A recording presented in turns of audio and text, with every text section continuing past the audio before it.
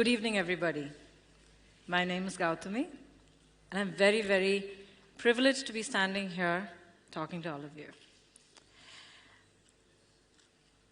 This is not meant to be boastful in any way, but it is acknowledging a privilege that I've been granted, and that is that I have shared my life already, grown up in front of a lot of you, along with a lot of you, and I've had a lot of people, even today, several people coming up and telling me, I've been a big fan of yours ever since I was a little kid. This has already made all of you partners in my life. But I would like to take you guys behind the four walls that is my life and my home. To start right at the very beginning, I was born into a family of academics. My house was always full of literature and the fine arts, and cinema is considered as one of the finest of the arts in my house. Writers, we had musicians, we had philosophers, thinkers, scientists, all kinds of people, and I grew up in such a vibrant world that incidentally is the complete opposite of the industry in which I've made my life. I followed in my parents' footsteps in the sense that my father was a doctor, my mother was a doctor, and my brother is in the ITS industry. And I finished high school by the time I was 15. When I turned 16, I was in my first year of engineering college. Merit seat. I wrote the entrance exam and I earned it.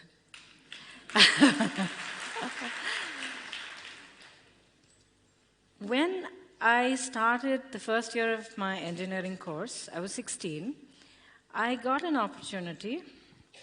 Before that, I must tell you, first day of engineering college, we had everyone stand up, introduce ourselves, and we had to say, one of the things that we had to talk about is what our goal in life was. And I got up and I said, I want to finish this course, but my ultimate aim is to do an MBA, and I wanted to specialize in international business and finance. I was very, very clear about that. And life started. Anyone who's been in a professional college knows how life goes, especially in the first few months. During this time, I got an offer from someone who's very close to my family, actually a relative, to do a small cameo on a film that he was producing. And my father, my mother, were completely with me. If I wanted to do it, it was my choice. And I went ahead and I did it. Now, the reason behind that, between you and me, is that it allowed me to get out of the first month almost of college, which means by the time I came back, all the ragging and everything was over. So I went, I acted, sort of. I still remember facing the camera for my first shot. They turned about 10 reflectors on me, and this whole jhanjat of the shoot around me. The director said, "Action," and I passed out.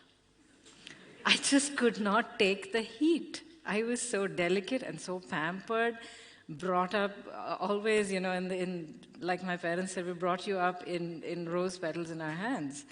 So I passed out, but then I was told that the most long-lived careers or more successful careers always have very inauspicious beginnings. So I grabbed onto that thought with all my might. Anyway, to cut a long story short, that little cameo started the ball rolling, and offers started coming up to a point where we couldn't ignore it any longer. My parents sat me down, and my parents, my brother, all of us were together, and they explained what this world could be. They didn't know it. They had nothing to do with cinema in any way except as fans, as connoisseurs of cinema. So they told me that life as I knew it would probably change. My goals, my expectations, whatever, everything would go in for a sea change. But if I wanted to do it, they're with me. I thought about it, and my mother also told me something. She said, what you're doing is very, very special, and it's a very hard one because you've worked very hard for it. But this opportunity that you're getting, that you never even thought about, this opportunity could be something that opens up the door to a completely different kind of life and a whole different world that you might really feel bad about having missed out on. You could always just go take a look and always come back if you don't want to be in that world. That decided it, and we packed our bags, and I came to Madras. It snowballed from there. One film became two, became three. It went on. Within the first year, I worked in films from 3 different languages. I was working all the time. I was a workaholic, and I loved it. But then, somewhere along the way, I realized that what I had started with, that 16-year-old, when she was in her first year of engineering college, and she had a goal and she had a plan, and she just knew that this is what she's going to do, was suddenly in this place, in a whole new universe. It took me quite a while to find my feet, but in a strange way, I never really lost my footing because I was grounded by my parents and my family. But what I'm trying to say here is, I did have a plan, I did have a goal, and I did have a sort of a design along which I thought I was going to live my life. And not 1 year down the line, I had just tossed everything out the window, and I was in a completely new place. And I realized that I absolutely loved it. I was thriving.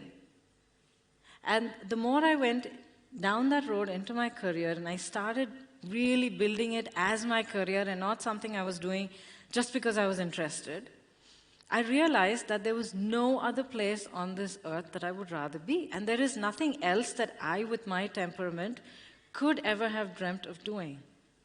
Not medicine, not engineering, not business, not anything. I was in the right place for me.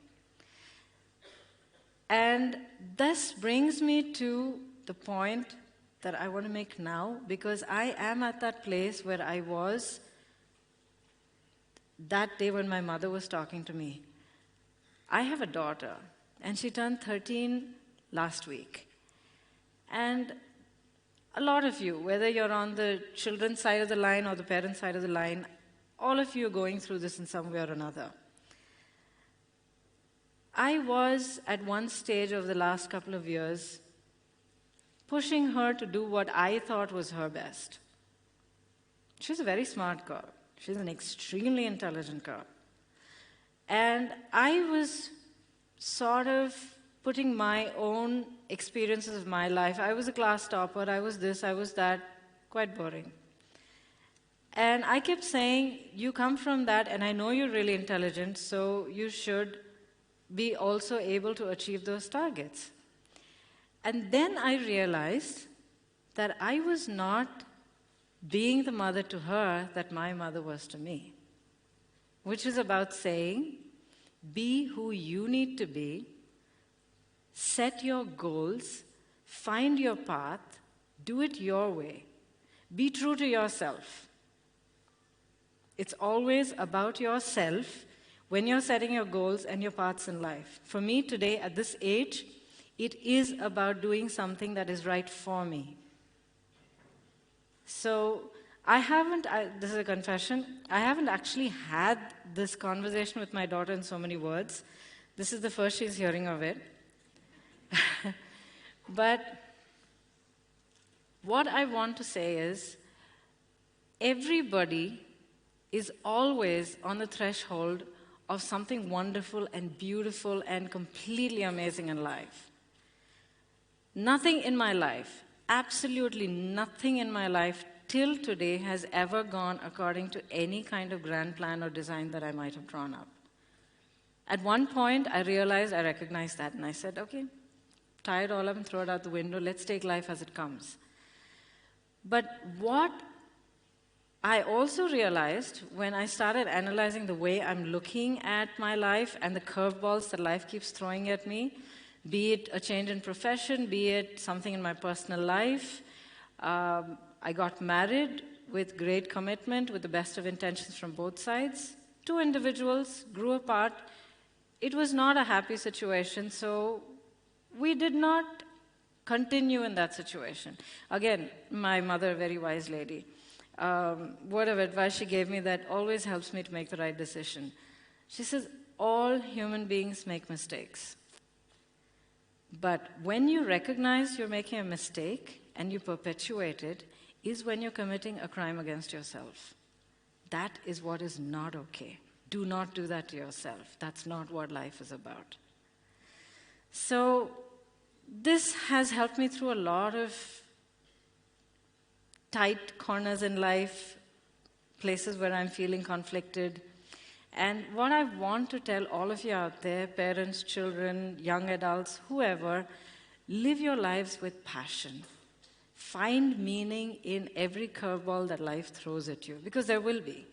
I had cancer. I really didn't do anything to deserve it. I'm a teetotaler, lived healthy, I have no genetic history, nothing. I got it. Why? And I'm never the kind of person that says, why me? But then I realized this is one time I have to ask why. What is the point? If I had done something and I put myself in a precarious position and I knew that, okay, I deserve to get this because I did that, but that wasn't the case. So why? So when I looked at it, I realized that really was my body, the universe, whatever you want to call it, telling me the road that you're charging down is not what life's about. There are other things that are important. Today is important. Right now is important. I know this is something that all of us are taught since we learned to pick up a self-help book, I guess. But the fact is, this is a reality that none of us should ever become cynical about. It is about today. It is about living life to the fullest with responsibility. It's not that, oh, doing this is going to make me happy, so I will do it. You know, who cares about what I have to go through to get there? You have to care. You have to look at all your parameters. You have to be responsible about it, and you have to be true to yourself. So, my baby, that's a message, and I can't get any clearer than that. And this also gives me a really clear, probably advantage to talk to her, because at least now she can't talk back. I just want to say that the world is beautiful. Youngsters who are on the cusp of finding yourselves, finding your footing in life, parents who are there, either behind them or just realizing that they still have their own lives. Everybody, reach out, grab life, take it as it comes, keep your feet grounded, keep your head in the clouds, live life with joy. Thank you so much.